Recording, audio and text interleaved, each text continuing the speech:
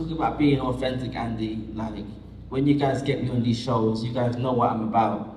And I feel like you guys have been phoning me, phoning Lee, my manager, and saying there's certain things I can and I can't say. And you're trying to really, like, you're trying to put me in a box. I say what the hell I want to say at these press conferences. If you don't want me to say what I feel like I want to say, you go get another fighter. But when you say I'm going to get Ohara Davies on my show, then you guys know what I'm about. You know I talk shit. You know I'm not respectful. You know when I come here, everyone leaves with a bad taste in their mouth about me. So don't try to get me in a box. Don't try to phone Lee and say, Ohara can't say this. I say what the fuck I want to say. Now, to the media, I want none of you people coming to me afterwards to ask me for no interviews. Because after I lost my last fight, all you people, no one phoned me, no one sent me no text. Only Lewis at Boxing Social phoned me, text me. All you other media people, no one come. How's Ohara doing? All you guys go online, Ohara got stopped in the first round. Fuck all you people. I'm gonna fuck about any of you media people. All you people, when I'm done here, don't come up to me and ask me for no interview. Don't phone me, don't text me, don't ask me for no interview. Because after my last fight, all you people went and spoke some shit about me. And after this fight, no one phoned me, no one texted me. But I've got a bad taste in my mouth about all you people. And after this, all you people are gonna leave with a bad taste in your mouth about me. Now, talking to Ben, listen, I'm not finished yet. If you guys want me here, I want to say what I want to say. If you don't want this live, don't put me live. I told you guys before I sat here that I'm going to talk some shit. If you don't want me live, you can cut me off. If you want to cut off the mic, you can cut off the mic. I'll go home. I was about 7 o'clock this morning, going to do my run. I'm usually up at 9 or 10. So I have to sacrifice my time and my sleep to come here. So I'm not going to be put in a box when I do come here. Now for Ben, now you guys wanted me to call some hype and put it on AZIM and to spice up the fight. I can't do that, I've known Adam for many years. But you think Adam's new to the game, so he needs someone to give him a little push. But you're new to the game too, Ben, no? Ben's only been around a couple of years. And you've got a lot to learn also, Ben, because you making this fight was the stupidest move you could have made. I don't know who the fuck convinced you to make this fight happen. After what happened to me in my last fight, if Adam wins this fight, it's a fight he was meant to win. If he loses the fight, it's a very bad loss. This fight wasn't the most business smart fight to make. After what happened in my last fight, it's a lose-lose situation for you guys. If he wins, he was meant to win anyway. A smart fight would have been like, and I'm not done, I'm only 32 years old. It's a very hard fight. It's a 50-50 fight, and it was a very dumb fight to make. I don't know who in your office went and sat there and convinced you to make this fight, and you were like, yes, let's make this fight. It's a very stupid move to make.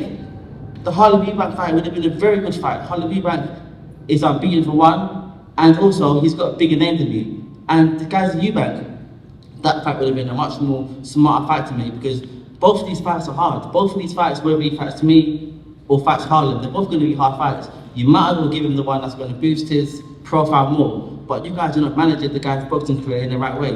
And if Eddie Hearn was sat in your seat, Eddie Hearn would have never made this fight. Eddie Hearn would have thought about, I need to promote my fighter, I need to give him good fights, and I need to boost his profile. Making this fight was the stupidest move that you could have made, Ben. I don't know who the hell convinced you to make this fight happen. But I can't put myself in your shoes, but I can only imagine.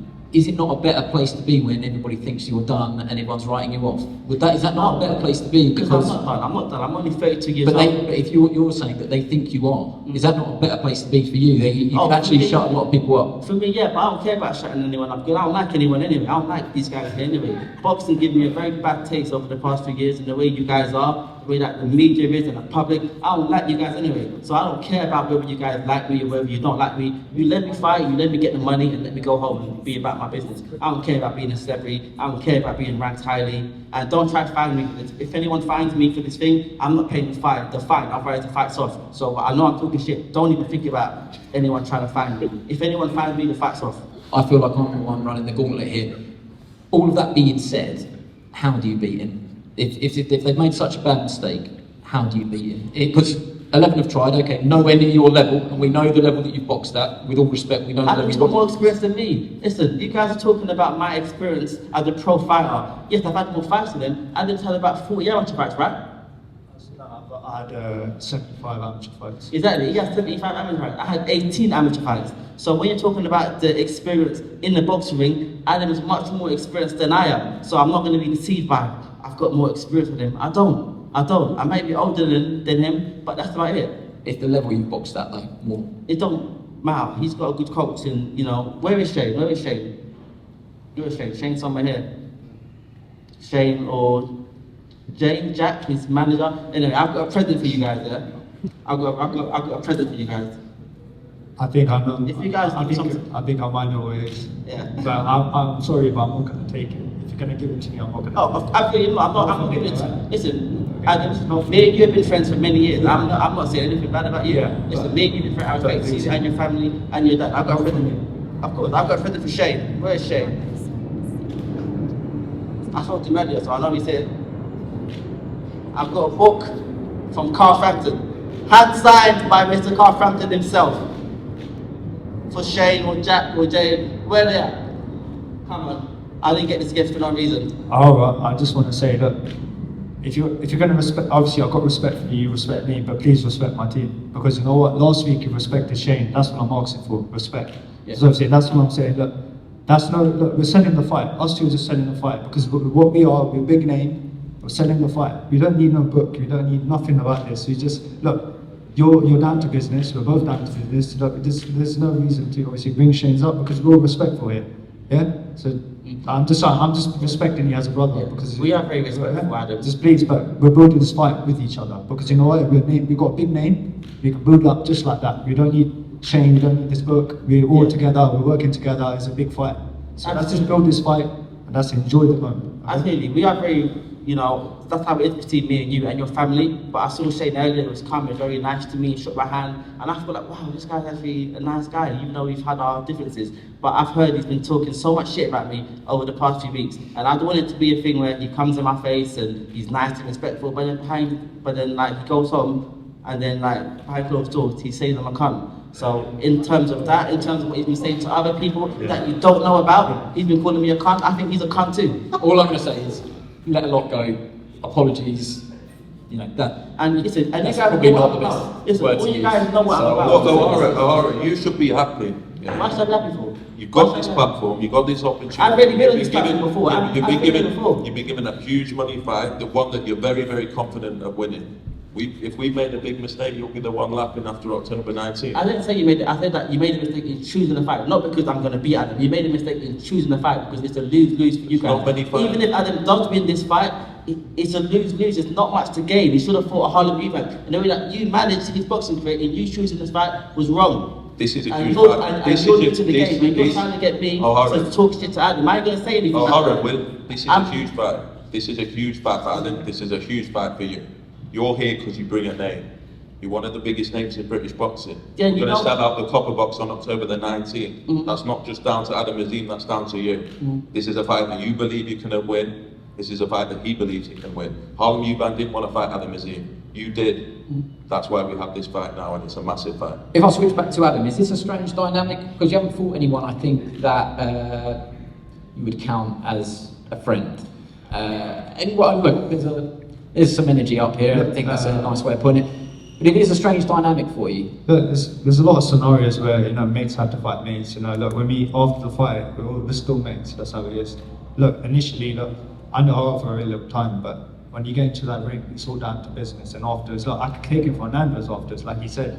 We all can be respectful afterwards, but look, we can just sell the fight like this. This is like us two like this, not even talking. We just sold the fight. It's like our name is just bigger it is. We don't need anyone else to talk about. This is the big fight itself. Ohara's really sort of clipped my wings about putting him in a box. But one thing that he does have is genuine one-punch knockout power. Yeah.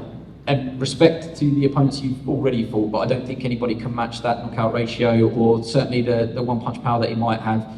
The thing that's still levelled at you, as we do with every prospect in British boxing, has he got a chin? Yeah. What happens when he gets his chin checked? So there's two elements to that. Is Ohara good enough to do that? And if he is that Look, chin he's up to it? He's been well leveled, but the aim of the game is hit and don't get hit. I'm not trying to get hit. That's it. That's 100%. The main game of boxing is not trying to get hit. Yeah, and I'm not trying to get hit. I mean, I feel like it doesn't really matter what the question is, you're going to say what you want to say, but in terms of that question there, if you hit him on the chin, could you knock him out? Do you still have that? do you still have the What power? do you guys want to say? What do you guys want me to say? You want to say, yes, I can knock out AZIM. Yes, I'm going to knock out AZIM. So that you can go home and write on your press papers or Ohara, Davies saying this about AZIM. I ain't saying nothing bad about the guy. If I hit him, he might get knocked out. He might not get knocked out. Who knows? I ain't got nothing bad to say about him. Or his dad, or the brother. That's it. But you guys stop trying to get me to say these bad things. If I hit him in the chin, I don't know. The guy might have a chin made of steel. It might be made of glass. Who knows? We've got to wait until fight night and find out. I don't know what the guy's chin's like. I never sparred him before. So what kind of question is that? I never sparred him. I don't know what it's like. The guy hasn't been hitting his fights yet. So what kind of question is that? You guys trying to get me to say? You want me to have beef with my friend? You want me to sit here and talk and say bad things? I say bad things about you and about you, Ben, and about all the media here, but I ain't got nothing bad to say about him. That's fair enough. Well, it was worth a go. Has anybody got anything that they haven't said that they want to say before we go, which is probably not a good thing? Before we break for head-to-heads and interviews, has anybody got anything that they want to say before we go? Today. I'm about 7 o'clock today to go do my run. I'm usually up at 9. I missed out on my sleep and I'm very angry. I'm very angry because I missed out on my sleep to be here for you guys to come in to try to put me in the box and for you media people to come and try and make me look bad. I'm very angry. Very angry and annoyed. And I ain't waking up at this time again to come here. Next time we have a conference, we're doing it later because I'm not waking up at 7 o'clock again. I've got one thing to say. I set my alarm, I put it on snooze. I stay in bed, I put it on snooze again. Waking up was so hard, and I'm not doing it no more. I'm not, sorry, I'm not. I can tell the Leo C is a tough thing. You should get some rest for that. And I've done it before, it's tough. But it's all part of the game. You have to come in and do a bit of talking. So I know I understand that. But look, we're here to sell the fight. I'm happy about the fight. He's happy with the fight. I'm looking forward to it. After the fight with Nando, right? No, I think It was 5 guys, I think he said. 5 guys. Nah, I thought we can Asian food now. We're getting Asian. That's it. I'll We check get Asian food after the I'll fight. check. As much as shit as I'm talking here, you guys know it's all friendly on me and his part with his dad and the brother. Everyone else, I don't care about you guys, but we've asked to be cool. So ain't no bad word being spoken. There was no bad word said, and that's about it. Okay, well that feels like a pretty good place to leave it. Thank you all for coming to today's press conference. There are probably some interviews, whether or not